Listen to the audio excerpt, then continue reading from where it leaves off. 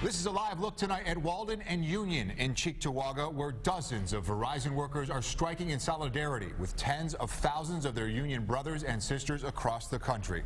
Good evening, everyone. We brought you the breaking news live on 7 Eyewitness News at 6 this morning as the very first striking workers hit the picket line in downtown Buffalo. Here is what's on the line. The 36,000 striking workers service Verizon's landline and Fios divisions, not the wireless network. They've been without a contract since August and say they are fighting to stop Verizon from outsourcing jobs. Verizon says it's come forward with fair offers and needs contract flexibility.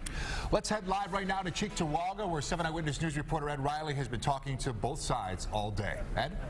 Well, Jeff and Ashley, earlier this afternoon there were actually several hundred strikers out here, but you can still see right now we have several dozen strikers who are on the picket line. Now, for the unions involved here, this is about protecting jobs, and for Verizon, it's about getting contract flexibility. But caught in the middle of all this are customers who are wondering what this means to them.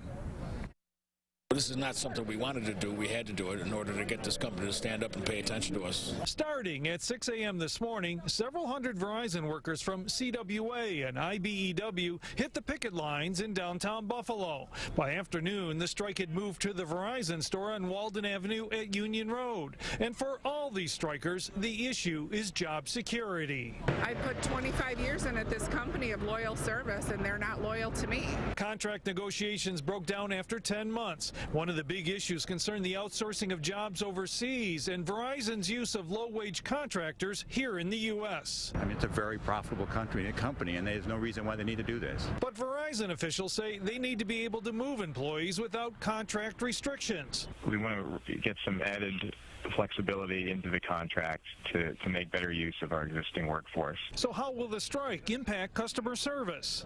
We've been preparing for this for over a year by training thousands of management employees to step in. Strikers also believe they're fighting for the community when it comes to expanded access to the fiber optic system called Fios. Not having access to, that kind of broadband, that kind of fiber optics, it just puts this community at a disadvantage. Fios is a hot topic in Western New York because communities like Cheektowaga and Buffalo do not believe Verizon is doing enough to make sure those areas have the high-speed system. And so I am at a loss to understand why they won't do it. Verizon disagrees.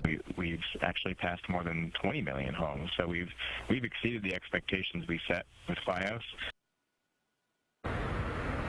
Now, the strike is also impacting several Verizon workers who are taking a special degree program at ECC for telecommunications and networking, and they were doing that during their workday. But now that's all up in the air, and ECC officials tell us today they're scrambling to try to help those folks because they were supposed to graduate in 5 weeks. Live in Cheektowaga, Ed Riley, 7 Eyewitness News. Okay, thank you, Ed. So how could this strike affect the average customer? Verizon says most people won't notice much of anything at all because the striking workers do not work for the wireless division. But the union says since everything ultimately runs off a landline signal, you may wait longer to have new services installed or if there is an outage.